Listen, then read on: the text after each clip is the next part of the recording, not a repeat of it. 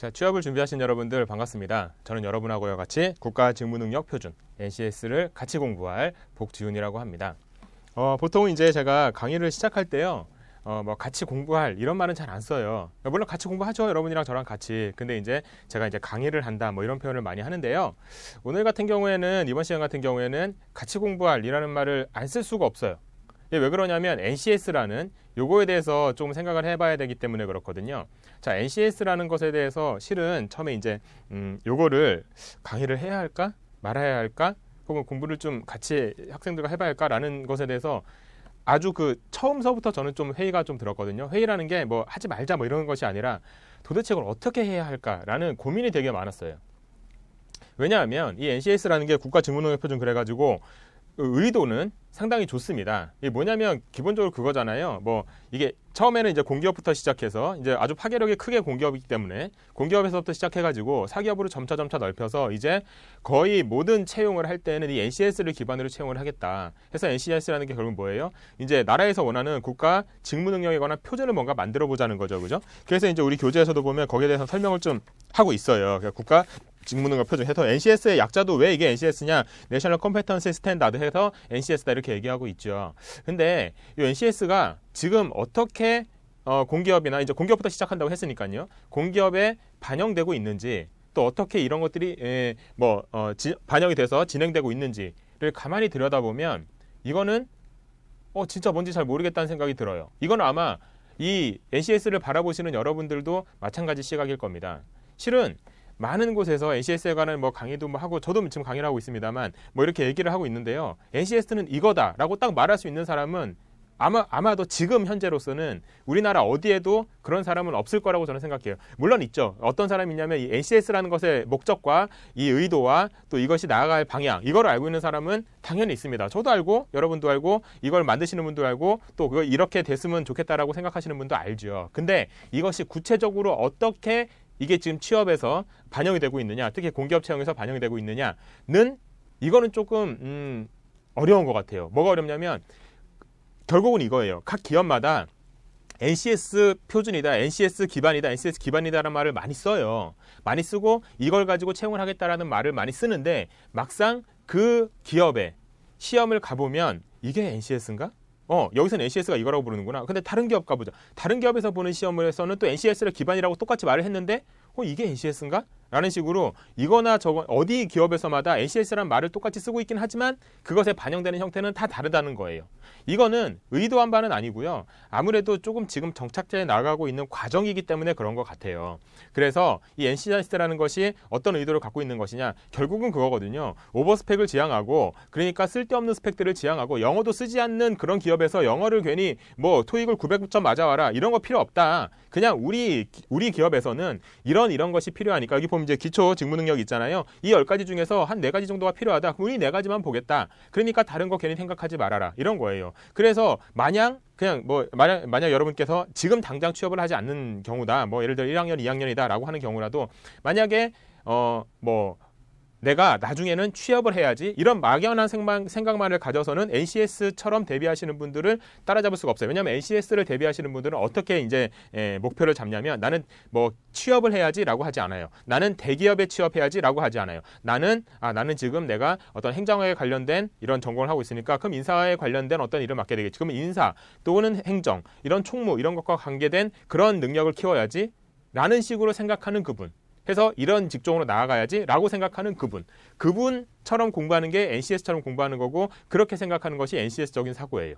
그러니까 쓸데없는 스펙들 나는 인사 지원팀에 갈 건데 내가 괜히 기술 같은 것들 이런 것들 공부할 필요 없잖아요. 그죠? 하기 때문에 필요 없는 것들은 제하고 필요한 것만 능력을 높여서 거기에 맞는 인재가 되도록 하게 하자라는 것이 NCS의 제도거든요. 근데 이것들이 각 기업에서는 이제 반영되는 형태가 아직까지는 이게 좀 개발이 그렇게 오래되거나 역사가 깊은 것이 아니기 때문에 약간은 과도기적인 측면을 좀 띠고 있다는 겁니다. 그래서 NCS에 대해서 이제 강의 제가 처음에 들어왔을 때요. 실은 처음에는 정말로 이거는 뭐 실체가 없는데 어떻게 할 거냐, 실체가 없는 걸 어떻게 강의하냐라는 생각으로 안 하겠다라는 생각을 갖고 있었는데 근데 결정적으로 제가 이제 어떤 일이 있었냐면 실제로 있었던 일은 아니고 한번 상상을 해봤어요. 뭐 제가 이제 예를 들어서 저 이제 이 강의를 하는 사람이니까 이 강의를 하는 사람인데 되게 예쁘고 착한 후배가 당연히 여자겠죠. 저한테 가서 물어본다고 쳐요. 근데 이제 선생님이라고 안 하고 오빠라고 했다고 쳐요. 기분 좋잖아요. 그러면 오빠 이거 NCS가 뭐예요? 라고 물어봤을 때 그 친구한테 야 이거 NCS 실체 없어 라고 얘기하고 말기에는 너무 무책임하다는 생각이 드는 거예요. 그래서 이게 실체는 지금 없지만 그래도 이렇게 공부를 해서 NCS적인 사고를 가지고 좀 대비하는 게 필요할 것 같아 라고 얘기할 수 있을 만큼은 좀 준비를 해야 되겠다는 생각이 들었고 이건 여러분들한테도 마찬가지로 그래서 제가 이런 요 분야의 강의를 하는 사람으로서 이 NCS라는 것이 실체가 없구나 이거 그냥 뭐 에이 뭐냐 이거 라고 생각하면서 아무것도 안 한다는 거는 너무 좀 무책임하다는 생각이 들었고요. 그래도 실체는 아직까지는 없고 뭔가 사람마다 그러니까 기업마다 보는 입장이 다르긴 하지만 그래도 여기에 대해서는 이렇게 대비하면 좋겠다라는 약간 길잡이를 같이 한번 생각해 보자 라는 의미로 저는 이 강의를 개설을 하려고 합니다. 그래서 처음에 시작할 때 여러분과 같이 공부하겠다라는 얘기를 한 거예요. 자, 됐죠. 그래서 아마 그럴 수도 있습니다. 어떤 분들은 야 NCS 이거 실체도 없는데 강의하는 거 지금 사기치는 거 아니냐 생각하실 수도 있어요. 어떻게 보면 일면 맞는 말일 수도 있지만 저 같은 경우에는 뭐 그래 이게 무조건 NCS다 이렇게 얘기하고 있는 건 아닙니다. NCS의 기초 직무능력평가 10가지 중에서 제가 이제 몇 가지를 강의하겠지만 이게 NCS에서 무조건 이렇게 나온다라고 얘기하는 건 아니고요. 이게 조금 더 진행되면 NCS적인 사고로 해서 기초 직무능력평가라는 것이 좀 더 발전되면 이렇게도 발전될 수 있고 저렇게도 발전될 수 있으나 이렇게 대비해두면은 여러 가지 측면에 대해서 나중에 대비할 수가 있겠다. 라는 생각으로 접근하면 좋겠다라는 의미로 저랑 같이 공부를 하신다라는 생각으로 보시면 되겠습니다. 물론 이게 또 하반기 지나고 상반기 지나고 하면서 이런 채용 시장이 변해가면서 NCS가 도입되는 모습들이 기업마다 다 이제 여러 가지 형태로 나타나겠죠. 나중에는 하나로 점철되겠지만 그런 이제 나타나는 모습들을 나중에 모아서 다시 이제 좋은 어떤 자료가 나오게 된다면 그때는 당연히 여러분들과 또 더 좋은 자료로 또 여러분들한테 훨씬 더 양질의 자료로 강의를 또 할 것을 약속을 드리고요. 일단은 지금은 이렇게 진행을 하는 걸로 하겠습니다. 저랑 같이 보실 부분은 일단 첫 번째 2장의 수리 능력입니다. 그래서 페이지는 61페이지가 일단 있는데요. 수리 능력에 관해서는 이제 이번 강의 같은 경우에는 여기에 있는 이론적인 내용들을 막 하나씩 설명드린다 이런 것보다는요. 수리 능력은 대체로 이런 거다라는 거 간단하게만 설명드리고 문제들을 보면서 대략 이런 식으로 대비하면 좋겠다. 그죠? 라고 하면서 조금 이제 문제들을 보는 시간을 갖도록 할 거예요. 보니까 수리 능력 해가지고 첫 번째 2장 기초 연산 능력 해가지고 사칙 연산에 관한 얘기가 나오죠. 그다음에 단위 환산표가 좀 나오고요. 계속 넘겨보세요. 뭐 지수 법칙. 그래서 이건 보니까 우리가 직무능력 평가라는 어떤 큰 틀, 그러니까 여러분들이 사기업이 됐건 공기업이 됐건 뭐 공기업이라고 치면 가장 대표적인 것이 뭐 한전이나 뭐 한수원이나 뭐 이런 여러 가지 코레일이나 이런 여러 가지 공기업에서 하는 그런 직무능력 평가라는 것을 공부할 때 이런 부분들은 하셨을 거예요. 그죠? 예, 그런 부분들은 어느 정도 겹치는 부분이 분명히 있습니다. 이건 NCS와 직무능력 평가가 겹치는 부분이 있는 건 이건 맞아요. 하기 때문에 이런 부분들이 내용으로 정리되어 있는 거고요. 쭉 넘겨보시면 뭐 응용 수리 능력도 나옵니다. 그죠? 자, 됐고 넘어가서 수출이 능력 해서 수가 막 나열되는 그런 형태의 문제도 있고요. 그 다음에 자료 해석 문제 해서 도표 분석 능력도 있습니다. 실은요 NCS에서 아마 제가 볼 때는 좀 중요한 능력 중에 하나가 이 도표 분석 능력이 좀 중요하지 않을까 하는 생각이 들어요. 이거는 뭐 PSAT의 자료 해석이라든가 아니면 리트에서의 추리 논증에서도 약간 자료 해석적인 측면이 좀 있고요. 그 다음에 여기 PSAT라고 하는 것은 행정고시 1차를 말하고요. 리트라고 하는 것은 로스쿨 갈 때 봐야 되는 시험을 말하는 거예요. 하기 때문에 어떤 국가고시적인 어떤 그 정도의 차원이거든요. 근데 여기서도 이제 당연히 도표 분석 능력, 자료 해석 능력을 필요로 하고 그 다음에 뭐 일반 사기업 같은 경우에도 뭐 사트다, 현대다, 뭐 HMAT 같은 경우에 이런 경우에도 당연히 자료 해석은 상당히 중요하게 자리 잡고 있습니다. 하기 때문에 이 자료 해석 능력은 한번 생각해 보세요. 더하기 빼기 잘하는 거 당연히 중요하죠. 중요한데요.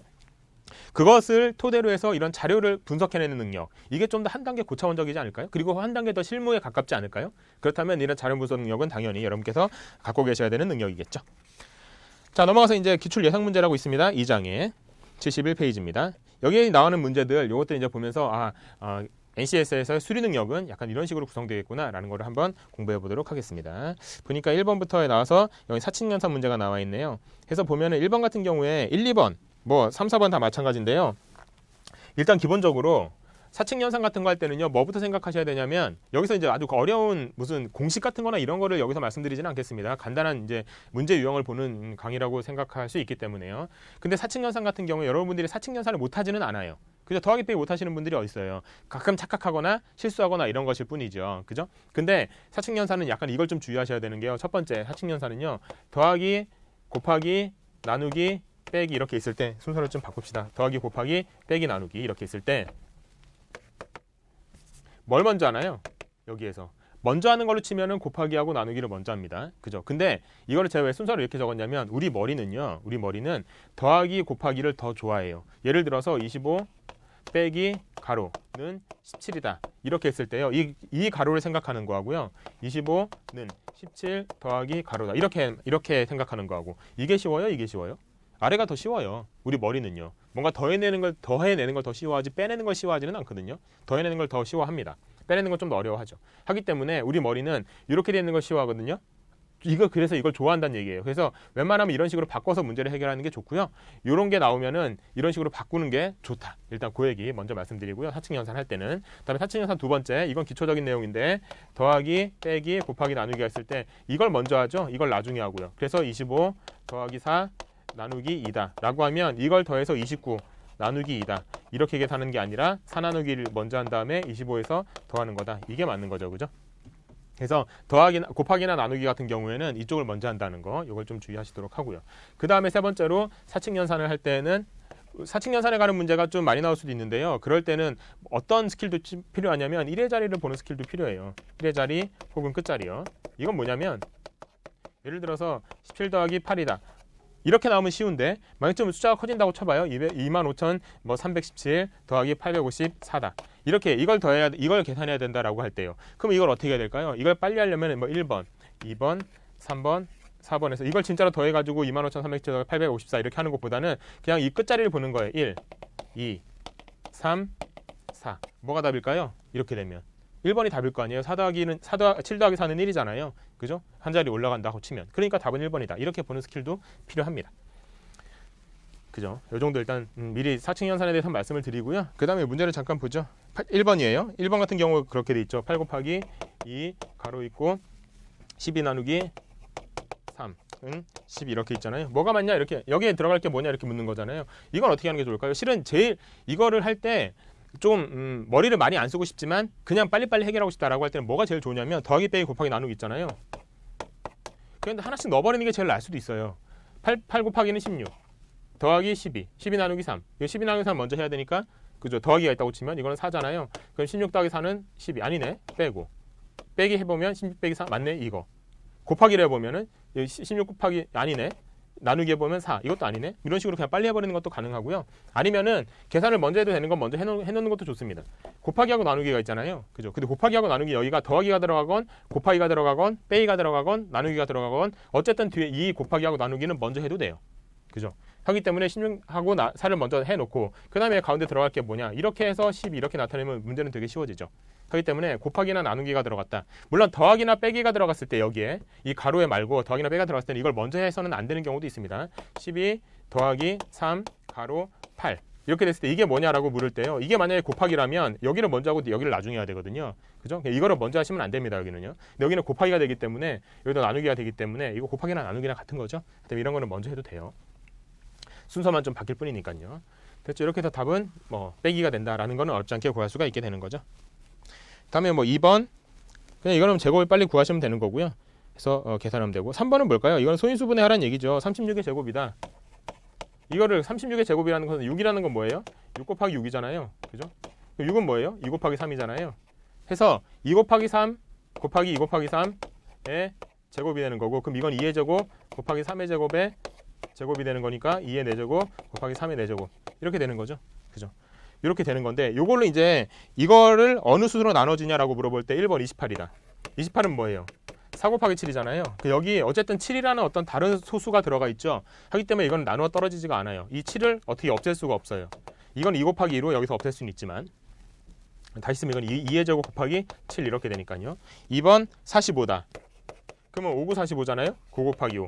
그럼 얘는 3의 제곱 곱하기 5잖아요. 3의 제곱은 여기서 나눠지긴 하지만 5가 나눠지질 않아요. 그죠? 그러니까 답은 안 되겠죠. 4번을 먼저 볼게요. 64. 64는요. 얘는 88이 64거든요. 8 곱하기 8. 8은 2의 세제곱이에요. 하기 때문에 얘는 2의 6제곱이 됩니다. 2의 6제곱이면 2의 4제곱밖에 없기 때문에 이걸 다 나눠낼 수가 없어요. 2의 제곱이 남죠. 하기 때문에 얘도 답이 안 돼요. 답은 3번이 되겠죠. 3번은 56입니다. 53이다. 그죠? 54. 얘는 9, 6이 54죠. 9 곱하기 6이 54고요. 얘는 다시 생각해보면 이거는 3 곱하기 3이고 얘는 3 곱하기 2잖아요. 3의 세제곱 곱하기 2거든요. 이렇게. 그럼 3의 제곱은 여기서 나눠지고 2는 여기서 나눠지죠. 3의 세제곱이요. 세제곱. 3의 세제곱은 어쨌든 여기서 나눠지고 2는 여기서 나눠지죠. 하기 때문에 이거는 나눠지는 게 맞다. 답은 3번이다. 이렇게 된다는 거죠. 됐고요. 그 다음에 4번 한번 찾아보시도록 하고 넘어가면 5번, 6번, 7번 형태의 문제가 있는데요. 이런 형태의 문제들은 이제 수추리 유형의 문제인데 이건 어쩔 수가 없어요. 이런 유형들은 그냥 무조건 여기저기 연산을 빨리빨리 많이 해보는 게 필요해요. 뭔가 왕도가 없어요. 왜냐하면 예를 들어 5번 같은 경우에 10, 2, 3, 28, 3, 8 그다음에 물음표 5, 4 이렇게 돼 있거든요. 여기서 뭐가 결과물인지도 실은 몰라요. 그리고 뭐가 결과물이다 라는 말이 딱 떨어지지 않을 수도 있어요. 예를 들어 2 더하기 5는 7이다. 7이 결과물이죠. 근데 무조건 그럼 예를 들어 2, 5, 7 있을 때 이게 무조건 결과물이라고 할 수 있을까요? 그렇지 않을 수도 있어요. 왜냐하면 이게 결과물일 수도 있어요. 왜냐하면 7 빼기 5는 2니까. 그죠? 그러니까 뭐가 결과물이다 이런 걸 찾는 것보다는 얘네들 간의 연관관계를 빨리 찾는 게 중요해요. 근데 보통 그럴 때는 우리 머리가 더하기 빼기를 더하기나 곱하기를 좋아하기 때문에 작은 수를 이용해서 큰 수를 만들어가는 거 이런 거를 먼저 생각하는 것도 방법이긴 합니다. 그래서 얘 같은 경우에는 이 두 개를 한번 뭐 다 해보는 더하기도 해보고 곱하기도 해보고 나누기도 해보고 빼기도 해보고 다 해보는 거예요. 더 해볼게요. 5거든요. 더하면 11이에요. 얘는 뭐 이건 우리 답을 찾아내야 되니까 나중에 찍고. 근데 5에서 10으로 가는 거 곱하기가 맞는데 얘는 규칙이 잘 안 보이죠? 그럼 더하는 건 아닌가 보다. 첫 번째, 더하는 건 아닌가 보다. 두 번째, 곱하기 해볼까요? 2, 3은 6, 3, 8에 24. 6에서 10으로 가려면 더하기 4고요. 아, 이건 더하기 4가 맞네요. 그죠? 아, 이러니까 아, 이거 두 개를 곱해서 더한 거구나 라고 유추할 수밖에 없는 거예요. 5, 4, 20. 더하기 4를 하면 24가 답이 돼야 되겠죠? 답은 3번 뭐 이렇게 된다고요. 근데 이게 절대적이냐? 그렇지도 않아요. 왜냐면 6번 볼게요. 1, 2, 5, 3, 6, 3. 그 다음에 물음표 7, 5. 이렇게 돼 있죠. 이거는 또 뭐가 결과물이겠느냐는 거예요. 이거는 어떻게 할까요? 얘 같은 경우에는 물론 이게 큰 게 결과물이라고 보통 보면서 작은 숫자로 만들어 봐야 되겠지만 여기 보니까 이게 이쪽이 결과물이라고 치면 얘는 이쪽이 결과물이어야 되는데 지금 이상하죠? 안 맞죠? 그래서 이것도 어쩔 수 없어요. 그러니까 이거는 연관관계를 많이 생각해 보는 수밖에 없어요. 그래서 이건 어떻게 할까요? 얘 같은 경우에는 이 두 개를 곱해 볼까요? 1 곱하기 5. 그러면 5죠. 2랑 2를 만들려면 빼기 3을 하면 됩니다. 3, 3은 9. 그죠? 빼기 3을 똑같이 해보면 6이 나오네요. 그죠? 그래서 이렇게 해서 만든 거예요. 얘는. 물론 제가 처음부터 더하기, 곱하기를 딱 찍어서 말한 건 제가 답을 알기 때문에 그런 거예요. 저도 처음부터 이걸 곱하기구나 라고 해서 탁 그냥 답이 나오거나 그러진 않습니다. 이렇게 저렇게 여러 가지 해보고 답이 나온 거죠. 여기도 그럼 뭐 곱하기 5는 뭐가 나올 테고 빼기 3을 했을 때 7이 나와야 되거든요. 그럼 여기가 10이 돼야 되죠. 그럼 여기가 뭐가 돼야 돼요? 2가 돼야 되잖아요. 그죠? 하기 때문에 2, 5, 10. 그러니까 2가 답이다. 뭐 이런 식으로 본다는 얘기예요. 자, 7번도 마찬가지로 한번 봐보시고. 그 다음에 8번, 9번, 10번 같은 경우에는 뭐가 있냐면은 수를 나열하는 것이 있습니다. 이런 거 할 때는요. 8번, 9번, 10번 같은 거 할 때는 겸손하게 그냥 시작하는 게 좋아요. 어떻게 해요? 바로 앞에 있는 것과의 그냥 차이만 빨리 보세요. 그것부터 보고 안 되면 곱하기 좀 보고 안 되면 건너뛰어 보고 요 정도 3개 정도 한번 계산을 해보고 안 나오잖아요. 답이. 그러면은 빨리 다른 문제로 넘어가는 게 좋아요. 아니면 깊은 고민에 한번 빠져보시던가 하는 게 좋지. 그냥 더하기 빼기 한 번만 해보고 아니면 그냥 눈으로만 보고 있다가 답을 찾는다? 그건 절대 안 되고요. 그냥 곱하기 뭐 너 안 가보고 답을 찾는다? 안 되고 그냥 뭐 더하기만 보고 있다가 답이 안 나오는데? 라고 그냥 헤매고 있으면 안 됩니다. 그러니까 순서는 이거예요. 더하기 곱하기 해보고 더하기 빼기 해보고 곱하기 나누기 해보고 건너뛰기까지 해보고 그 다음에 안 나오면 뭐 이제 지금 그 깊은 고민에 빠진다. 이렇게 한번 가보시면 좋아요. 예를 들어 8번에 132 8번 말고요. 9번을 해볼게요. 9번 3, 3, 5, 11, 25 이렇게 있죠. 자, 답이 뭐냐 이거거든요. 뒤에 해설 보면 좀 어렵게 나와 있는데요. 이건 생각보다 쉬워요. 왜냐하면 이렇게 한번 해볼게요. 얘는 더하기 0입니다. 더하기 2고요. 더하기 6이네요. 더하기 몇이에요? 얘는 14죠. 그죠? 14 이렇게 됩니다. 이렇게 보니까 2, 6, 14 얘네 규칙이 보이시나요? 안 보이세요? 한 번만 더 내려가 볼게요. 2, 4, 8 이제 규칙이 보이시나요? 제가 그래서 이 정도 오면은 희망과 소망이 보인다고 얘기하거든요. 희망과 소망이 보이죠. 왜냐면은 이 다음에 16이 나왔으면 좋겠다라는 희망과 소망과 그죠? 16이 이제 뭔가 답이 보일 것 같다라는 희망 이런 게 보이잖아요. 여기 뭐겠어요? 16이 돼야 되고 14 더하기 16은 30이 되고요. 30 더하기 25는 55. 55가 답에 있나요? 보니까 3번에 있네요. 이렇게 풀면 되는 거예요. 좀 어려운 것만 일부러 풀어봤어요. 8번, 9번, 10번 중에 그나마 어려운 게 이거예요. 됐죠? 그래서 뭔가 더하기 빼기를 일단 해보고 그 다음에 한 단계 정도 더 내려가 본 다음에 그럼 곱하기 나누기나 건너뛰기도 마찬가지. 건너뛰기는 이걸 말하는 거예요. 뭐 이렇게 건너뛴다거나 이렇게 건너뛴다거나 이런 거 좀 해보고 나중에 답이 안 나오면 그때 깊은 고민에 들어가는 건 좋다. 하지만은 그 전에는 더하기 빼기나 곱하기 나누기, 건너뛰기는 빨리 한번 스캔을 해보셔라 라고 말씀을 드려요. 그 다음에 11번, 12번 같은 경우는 약간 이제 넌센스틱하죠. 11번 42, 53, 33, 25가 그 다음에 33, 25 이렇게 돼 있는 게 가가지고 뭐가 되냐면 16, 125, 27 이렇게 되네요. 자, 이런 문제 같은 경우에는 여기랑 여기랑 이렇게 같은 자리에 있는 것들이 뭔가 일정한 연관관계를 가질 확률이 높아요. 4하고 2를 써서 16, 5하고 3을 써서 125, 3하고 3을 써서 27 이렇게 나오는 게 뭐가 있을까요? 이렇게 나오는 거는 제곱이란 말이에요. 4의 제곱은 4의 2제곱은 16, 5의 세제곱은 125, 3의 3제곱은 27 요거요. 그럼 2의 5제곱을 찾으면 되겠죠. 2의 5제곱은 4, 8의 32, 32가 답이 되는 거고요. 밑에 있는 숫자도 약간 넌센스틱합니다. 52, 24, 64, 83 이게 여기 보니까 15, 13 여기 29 이렇게 돼 있거든요. 이렇게. 자, 이것도 이제 같은 자리에 있는 게 같은 어떤 연관교축을 갖는다는 건데 이건 어떻게 할까요? 5의 제곱 하기에는 5, 25 빼기 10이거든요. 그럼 2의 4제곱은 4, 4, 16인데 16, 13은 더하기 오히려 빼기 3밖에 안 되죠. 제곱은 아닌 것 같고 또 뭐 있을까요? 더해볼까요? 5 더하기 2. 그러니까 이게 그냥 숫자 자체다라고 생각하시는 것보다는 10의 자리와 1의 자리가 어떤 연관관계를 갖는다. 이렇게 이제 이 문제는 두 개를 구성한 거예요. 뭐 이게 절대적이진 않습니다. 다시 말해 이렇게 나온 건 무조건 10의 자리, 2자리를 보아야 된다. 이런 건 아니에요. 근데 이런 방식 중에 하나다. 여러 가지 이제 방법으로 사고를 하셔야 된다. 뭐 그거를 지금 연습하고 있다고 보시면 됩니다. 5의 제곱은 아까 이제 안 됐으니까 5를 이제 더해보면 7이잖아요. 7 더하기 8, 25죠. 더하면 6이죠. 6 더하기 7이 13이에요. 그죠? 더하기 8 더하기 7은 좀 안 맞죠. 그죠? 여기 이제 뭔지 모르겠고 여기는 또 8 더하기 3 11인데 11에서 29는 너무 크잖아요. 그죠? 이것도 아닌 것 같고 곱해볼까요? 5, 2는 10. 10에다 3을 더하면 15죠. 그죠? 10에다가 5를 더하면 15죠. 그죠? 2, 4, 8. 8에다 5를 더하면 13이죠. 이거는 약간 규칙이 보입니다. 그죠? 여기 해볼까요? 8, 3, 24. 더하기 5는 29. 맞네요. 그죠? 자, 얘는 곱한 다음에 더하기 5를 하는 거구나. 라는 걸 알 수가 있게 됩니다. 그죠? 그래서 얘는 6, 4, 24 더하기 5면 29가 답이 되겠죠? 답은 3번 이렇게 되는 거고요. 이렇게 이제 간단한 어떤 수를 이용한 센스를 묻는 문제들도 같이 한번 해봤고 이 부분은 이제 NCS 홈페이지에 들어가도 있는 유형의 문제이기 때문에요. 그래서 같이 한번 연습을 해봤고요. 그 다음에 응용수리 문제들을 좀 볼까요? 13번부터 나와 있는 문제입니다. 일단 13번은 부등식 문제이기 때문에 여러분께서 한번 해보시도록 하고요. 근데 13번은 뒤에 해설을 봐도 무슨 말인지 모르겠다 이런 질문이 좀 많아서 이거는 식만 따로 해드리면 자 문제에서 묻고 있는 거 일단 읽어볼게요. 현수는 친구와 함께 공원으로 놀러 갔습니다. 공원에 벤치는 4명씩 앉으면 6명이 남고 5명씩 앉으면 하나의 벤치에는 5명보다 적게 앉는데 3개의 벤치가 남는다. 이렇게 돼 있죠. 현수를 포함한 친구 수의 범위는 자 일단 공원에 벤치를 A라고 두면요. 친구 수는 어떻게 될까요? 친구 수는 어떻게 되냐면 거기 보니까 4명씩 앉으면 6명이 남는다고 돼 있잖아요. 그죠? 4명씩 앉으면 6명이 남는다. 그러니까 4A 더하기 6이 되겠죠. 벤치에 4명씩 앉은 다음에 6명이 남은 게 이게 친구 수가 되는 거니까. 이게 지금 X예요. 밑에 이제 식에 나와 있는. 이걸 구하라는 거거든요.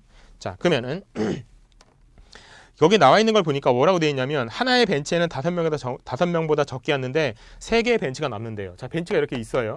있는데 쭉 가다 보니까 벤치가 몇 개 남냐면 3개가 남아요. 하나, 둘, 3개가 남죠. 그죠? 그 다음에 하나의 벤치, 끝에 벤치에는 몇 명이 앉는데요? 5명이 다 앉지는 못해요. 5명보다 적게 앉는다고 돼 있어요. 5명보다 적게 앉아요. 그 다음에 5명보다 적게 앉아요. 그 다음에 앉기는 앉죠. 1명보다는 많이 앉아요. 이렇게. 왜냐하면 이게 1명도 안 앉게 되면 3개의 벤치가 남는다라고 얘기하지 않고요. 그러니까 여기는 남는 거예요. 지금 남는 거고. 이게 1명도 안 앉으면 4개의 벤치가 남는다 이렇게 얘기하겠죠. 그죠? 3개의 벤치가 남는다는 건 여기에 벤치는 누군가가 지금 앉아 있다는 얘기예요.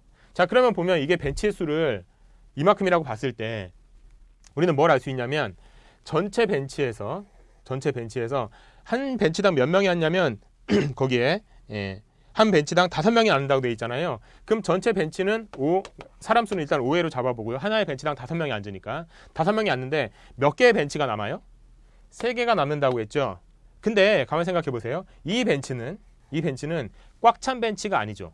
그죠? 꽉 찬 게 아니라 어쨌든 뭔가 조금 사람이 덜 앉아있는 벤치잖아요. 그럼 이건 어떻게 계산하면 좋으냐면 전체 벤치에서 4개가 남고, 그죠? 4개가 남고, 그리고 이 사람들이 남는다. 이렇게 표현해도 좋아요. 이거예요. 이거 말하자면 방식으로 하면 4명씩 앉으면 6명이 남는다. 그죠? 여기도 5명씩 앉으면은 4개의 벤치가 남는데 여기에서 사람 수가 남는다. 이렇게요. 그러면은 사람 수가 몇 명이 남을까요? 모르죠. 모르니까 근데 많이 남으면 몇 명까지? 4명, 이게 거기 보니까 5명보다 적게 앉는다고 돼 있잖아요. 많이만 남으면 4명 남고요. 적게 남으면 1명 남는 거예요. 그죠? 1명 남는 거죠. 그러니까 5명씩, 만약 여기 5명이 남으면 이거는 그냥 하나 앉으면 되는 거니까.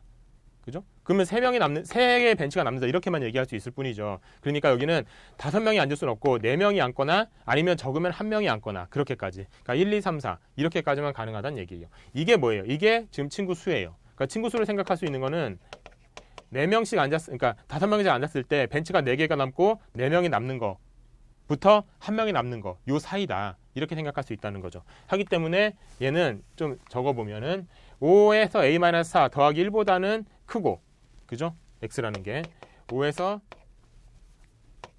a-4에서 더하기 4보다는 작다라고 얘기할 수 있다는 거예요. 됐죠? 그 식은 이렇게 나온다는 얘기입니다. 자, 됐죠? 그래서 이것만 이제 계산하시면 답은 나오게 됩니다. 답은 그래서 4번이 될 거고요. 이건 여러분께 좀 맡기도록 하겠습니다. 다음에 14번 볼까요? 14번은 이제 속력 문제인데요. 속력 문제 같은 경우에는 뭐부터 시작하냐면 이거부터 적고 시작하세요. 거, 속, 시. 왜냐면 이게 거리는 속력분의 시간인지 시간분의 거리인지 이런 게 헷갈리거든요. 이런 게 헷갈리기 때문에 아예 이런 공식들을 적어놓고, 이게 공식이에요. 거리는 속력 곱하기 시간, 속력은 시간분의 거리, 시간은 속력분의 거리. 이걸 적어놓고 하면 헷갈릴 일이 없어요. 그 다음에 일이 그냥 금방금방 진행돼요. K기업에 다니는 현수는 업무상 거래처를 자주 방문하는데 시속 50km로 갈 때는 평소보다 4분 빠르게 도착하고, 그러면 이렇게 해서요. 여기를 거리를 일단 볼게요. 거리를 A라고 둡시다. 이렇게요. 근데 시속 50km로 갈 때는 평소보다 4분 빠르게 도착한대요. 평소보다 4분 빠르다. 그리고 시속 보니까 40km로 갈 때는 평소보다 2분 느리대요. 그죠? 그러면은 여기에서 거리 A를 물어보고 있거든요. 자, 이건 어떻게 구할까요? 이건 어떻게 구하냐면 이 둘의 상관관계로 구하는 겁니다. 여기에 시간을 구해요. 여기에 시간을 구해요. 이거를 A라고 치고, 이거를 뭐 X라고 치고 Y라고 칩시다. 예를 들어서 Y라고 치면, 자, Y 시간이 많이 걸려요? X 시간이 많이 걸려요? Y 시간이 많이 걸리죠? 2분 느리다고 했으니까 더 많이 걸리는 거잖아요. 그러니까 숫자로 치면 더 크겠죠? Y에서 X를 빼면 이게 몇 분일까요? 2분 느리고 4분 빠르니까 그 차이는 6분이 됩니다. 그죠? 이렇게 되겠죠? 해서 요거를 식으로 세우면 돼요. 자, 이제 Y하고 X를 구하면 되겠습니다. Y는 뭐예요? 시간이라니까요. 시간은 뭐예요? 속력분의 거리. 그래서 이걸 적어놓는다는 얘기예요. 자, 식으로 세울게요. 속력분의 거리죠. 속력은 50. 여기 밑에 거 먼저 해야 되죠. 속력은 40. 그 다음에 거리는 A잖아요. 40분의 A. 빼기. 요걸 이제 식으로 바꾸는 겁니다. X는요. 50분의 A죠. A. 이렇게 하면 이게 몇 분 빠르다고요? 6분. 차이가 난다는 얘기죠. 자, 이거 지금 시속이고 얘는 분이잖아요. 분을 시간으로 바꿔야 되겠네요. 6분은 몇 시간이에요? 6분은 60분의 6시간이에요. 이렇게 하면 돼요. 60분의 6. 분모에다 60을 넣기만 하면 됩니다. 그래서 요거를 계산하면 돼요. 요 식을. 됐죠? 요 식을 계산하는 건 여러분께 맡겨도 되겠죠? 요거는 그래서 A는 계산하면 20이 나오게 됩니다. 하기 때문에 식이 그래서 이렇게 나오는 거예요. 그래서 Y가 걸린 시간과 X가 걸린 시간의 차이는 6분이다 라는 거를 식으로 바꿨을 때 이렇게 된다는 거죠. 자, 됐습니다. 한번 다음 페이지 또 한번 넘어가 볼까요? 계속 응용수리 문제가 나오고 있는데요. 거기에 보면 16번 문제가 일단 있는데요. 16번 문제는 뭐냐면 작업 계산 문제예요. 근데 이 16번 문제를 풀기 앞서서 뭘 먼저 푸는 게 좋으냐면 21번을 먼저 푸는 게 좋습니다. 21번을 먼저 가볼게요. 한 해 작업을 완성하는데 A는 15일, B는 20일 걸린답니다. A가 혼자 5일을 작업한 후에 A와 B가 함께 작업하면 끝나는데 며칠이 걸리느냐. 이렇게 뭔가 작업 계산을 물을 때는요. 뭐부터 하는 게 좋으냐면 전체 일의 양을 딱 정해놓는 게 좋아요. 왜냐하면 한번 생각해 보세요. 어떤 사람의 능력이다 라고 하면 어떤 사람이 할 수 있는 일의 양이다. 어떤 사람이 할 수 있는 일의 양이라는 것은 능력 곱하기 시간이거든요. 그죠? 왜냐하면 어떤 사람이 만약에 사회 능력을 갖는다. 근데 시간이 4의 시간이 주어졌다 라고 하면 그 일의 양은 12가 될 거 아니에요. 그죠? 이런 식으로부터 뭔가 얘기는 진행이 되는 거예요. 그래서 그 사람이 능력은 어떻게 되냐? 그럼 이것은 시간분의 1의 양이 되겠죠.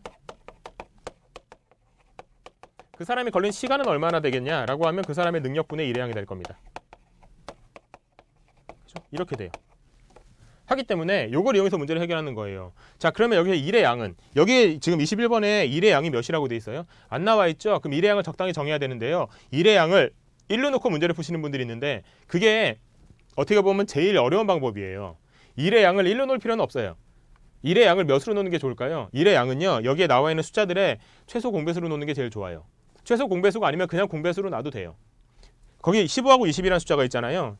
A는 15일, B는 20일. 그러면 이거의 최소 공배수인 60을 1의 양으로 놓는 게 제일 좋아요. 왜 그런지 한번 이렇게 계산해 볼게요. 1의 양을 60으로 놔보죠. 그럼 A의 능력은 어떻게 되나요? A 능력. A는 15일이 걸리는 사람이기 때문에 능력은 시간분의 1의 양이죠. 시간은 15, 1의 양은 60. 그러니까 4예요. B의 능력은요? B는 20일이 걸리죠. 하기 때문에 능력이 3이에요. 20분의 60이니까. 근데 뭐라고 돼 있어요? A 혼자 이 작업을 5일 동안 작업한대요. A 혼자 5일 작업. 그러면은 전체 60인데 A 혼자 5일 작업하면은 5, 4, 20. 얘는 20만큼 일을 해결하게 되는 거죠. 그죠? 20만큼 일을 해결하게 되는 거고. 그럼 나머지가 몇이겠어요? 나머지는 40이 되죠. 문제에서 묻고 있는 거는 A와 B가 함께 작업한답니다. 이 다음에는 A 더하기 B의 능력은 몇이에요? 7이죠. 4 더하기 3이니까. 자, 7의 능력으로 40을 해결해야 됩니다. 며칠 걸릴까요? 7, 5, 35, 7, 6에 42. 5일 갖고는 안 되고 6일은 돼야 되겠죠? 하기 때문에 답이 3번 이렇게 되는 거예요. 그래서 1의 양을 어떤 최소 공배수로 놓는 게 가장 문제 풀기엔 편하다는 거예요. 그래서 16번으로 다시 와볼게요. 16번. 김인희는 A펌프와 B펌프를 이용해서 물탱크에 물을 채워넣어야 된답니다. 두 펌프를 모두 사용했을 때 물탱크가 꽉 채우는데 걸린 시간은 8일. 다음에 두 펌프를 모두 사용해서 물을 채워넣다가 4일이 지나는 시점에 고장나서 총 12일이 걸렸다 이런 말이 있잖아요. 그러면 거기 보니까 8, 4, 12 이런 숫자들이 나오죠. 하기 때문에 전체 1의 양을 24로 잡을게요. 8, 4, 12의 최소 공배수는 24니까요. 뭐 48로 해도 되고 뭐 다 됩니다. 1로 해도 돼요. 답은 똑같이 나오는데 편하게 풀기 위해서 이렇게 잡는 거예요. 자, 그러면은 A의 능력이 있고 B의 능력이 있을 텐데 A 능력과 B의 능력은 잘 모르니까 스몰 A, 스몰 B라고 합시다. 근데 거기 보니까 두 펌프를 모두 사용했을 때 물탱크를 꽉 채우는데 걸린 시간은 8일이래요. 그럼 A 더하기 B의 능력은 몇일까요? 8일이 걸리기 때문에 8, 3, 24. A 더하기 B의 능력은 3입니다. 그죠? 그러니까 8, 3, 8에 24 이렇게 되는 거겠죠. 그럼 A 능력이랑 B 능력은 우리는 지금 모르지만 어쨌든 A 더하기 B는 3이 된다는 건 일단 알 수 있어요. 그 다음에 힌트를 보면 김인의 두 펌프를 이용해서 물을 채워 넣다가 4일이 지나는 시점에 B 펌프가 고장나서 A만을 이용해서 했대요. 그러면 자, A 더하기 B로 4일 동안 했으면은 해결한 일의 양은 12가 될 거예요. 그죠? 12가 되는데 여기에서 A 펌프만 이용해서 물을 채워넣었더니 12일이 걸렸대요. 자, 이렇게 됐으니까 나머지가 12가 된단 말이에요. 그죠? 12가 되는데 A만 이용해서 물을 채워넣는데 이때 걸린 시간이 총 12일이라고 돼 있죠. 그죠? 근데 여기에서 지금 B 펌프가 고장나서 A 펌프만 사용해서 물을 채워넣었더니 총 12일이 걸렸대요. 그러면은 여기서 이제 A만 펌프에서 총 12일이 걸렸죠. 그러면 전체 4일을 썼으니까 A만 이용한 시간은 8일이 될 거예요. 그죠? 합쳐서 12일이 된다는 얘기죠. 그럼 A만 이용해서 8일이 걸렸다는 얘기는 12가 남았는데 A가 12를 해결하는데 8일이 걸렸다는 얘기예요. 그럼 A의 능력은 어떻게 될까요? A의 능력은 아까 뭐라고 해요? 능력은 시간분의 1의 양이라니까요. 시간분의 8분의 1의 양 12 이렇게 돼요. 그죠? 그러니까 1.5가 되잖아요. A의 능력은 1.5예요. 자, 그럼 B의 능력은 몇일까요? 1.5 더하기 1.5가 3이니까 B의 능력도 1.5예요. 그죠? 이렇게 나와요. 문제에서 묻고 있는 건 뭐예요? 이때 B 펌프만을 이용해서 물을 채우면 며칠이 걸리겠느냐? 자, B 펌프만 1.5라는 능력이 있는 애를 이용해서 24를 채우면 얼마나 걸리겠느냐? 시간은 능력분의 1의 양. 능력은 1.5. 1의 양은 24. 이거죠? 이걸 계산하면 몇이에요? 이게 16이 되는 거잖아요. 하기 때문에 답이 3번 이렇게 된다는 얘기입니다. 자, 됐죠? 해서요, 1의 양을 1로 넣는 것보다 이런 식으로 뭔가 최소 공배수로 나서 문제를 풀면 숫자들이 간략하게 떨어지기 때문에 좀 더 쉬워요. 이렇지 않고 여기를 1로 놓게 되면 이거는 분수가 나오기 때문에 문제가 더 어려워지고 복잡해지거든요. 하기 때문에 이런 스킬을 좀 이용하시면 좋겠습니다. 다음에 19번 문제 한번 볼까요? 19번 문제도요, 이게 간단하게 생각하면 되게 쉬운 문제 같은데 얘는 그래도 그렇게 생각해도 답은 나와요. 근데 잘못하다 보면 조금 1, 2분 때문에 헷갈릴 수가 있기 때문에 문제 푸는 정확한 방법을 한번 해볼게요. 어느 열람실에 학생은 2분마다 5명씩 들어오고요. 3분마다 2명씩 나간답니다. 그러면은 현재 오후 1시에 120개 좌석이 공석이다. 자리가 모두 차는 시각은 이렇게 돼 있죠. 그러면은 볼까요? 일단 현재 1시고요. 그 다음에 2분마다 5명, 3분마다 어떻게 돼요? 2명씩 나가죠? 마이너스 2 이렇게. 자, 그럼 이거 해결하라고 하면 어떻게 하냐면 보통 이걸 최소 공배수를 빨리 잡아요. 그래서 6분마다, 왜냐면 2, 3 할 때 겹치는 시간이 있으니까 6분마다 어떻게 되는지를 생각한다는 거예요. 그렇게 해서 문제를 해결하거든요. 얘는 그럼 6분마다로 따지면 얘는 몇이에요? 15명이 추가가 되는 거고 3번이니까요. 얘는요 2번이니까 4명이 감소가 되는 거죠. 하기 때문에 6분마다로 따지면 전체 얘랑 합치게 되면 11명이 플러스가 되는 거예요. 됐죠? 그러면 전체 120자리가 비어있단 말이에요. 그러면 10일 가지고 120자리가 찰 때까지 얼마나 걸리겠느냐, 이렇게 보통 생각을 하셔서 문제를 푸는 경우가 있는데, 자, 그럼 10일 가지고 일단은 이건 이렇게 하는 게 좀 더 정확해요. 왜냐하면 이게 늘었다 줄고 이런 식이기 때문에 그냥 단순하게 나누기를 해서는 답이 정확히 안 떨어질 수도 있어요. 왜냐하면 이게 예를 들어 이렇게 우물을 올라가는데 올라갔다 내려오고 올라갔다 내려오고 올라갔다 내려온다, 이런 문제라고 치면 어떤 달팽이가 올라갔다 떨어지고 올라갔다 미끄러지고 올라갔다 미끄러진다 라고 할 때 실은 매 분마다는 요만큼씩 올라가는 거다라고 따졌을 때 이렇게 그냥 계산을 해버리면 나중에 끝에 왔을 때 올라갔다 내려오는, 그러니까 넘었는데 또 내려오는 시간을 계산하는 이런 우를 범할 수가 있거든요. 하기 때문에 얘도 마찬가지. 자리가 늘어났다 줄었다가 늘어났다 줄었다 이렇게 되는 건데, 다 늘어나서 120자리가 채워졌는데도 다시 줄어드는 것 때문에 약간 1, 2분씩 오차가 날 수가 있어요. 그래서 얘는 어떻게 하는 게 좋아요? 아예 그냥 여기에서 6분마다 6분마다 11자리가 채워지죠. 그럼 60분에 110자리가 채워진다. 이렇게 한 다음에 그 다음에 여기 나와 있는 것들을 일일이 하는 게 더 나아요. 그래서 62분 때에는 115명, 그죠? 그 다음에 63분 때에는 다시 2명이 빠져야 되니까 113.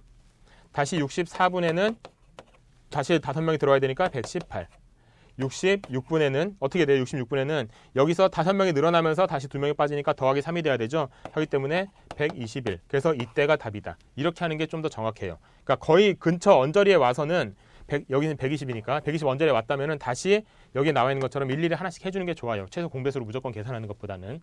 물론 얘는 그렇게 하더라도 답은 나오긴 나옵니다. 자, 됐고요. 그 다음에 나와 있는 문제들은 뭐 여러분께서 그렇게 어렵지 않게 풀 수 있는 문제들입니다. 뭐 부피를 구한다든가 아니면 단순하게 방정식을 이용해서 문제를 풀 수 있는 것이거든요. 하기 때문에 이런 부분들은 여러분께 좀 맡기는 것으로 하고요. 이번 시간 이제 여기까지 하는 것으로 하겠습니다. 다음 시간에는 응용 업무 능력 이 부분을 볼 텐데요. 이 부분은 아마 자료 사역에 관한 얘기가 주를 이루게 될 겁니다. 다음 시간에 같이 한번 공부해 보도록 하죠. 수고하셨고요. 다음 시간에 뵐게요.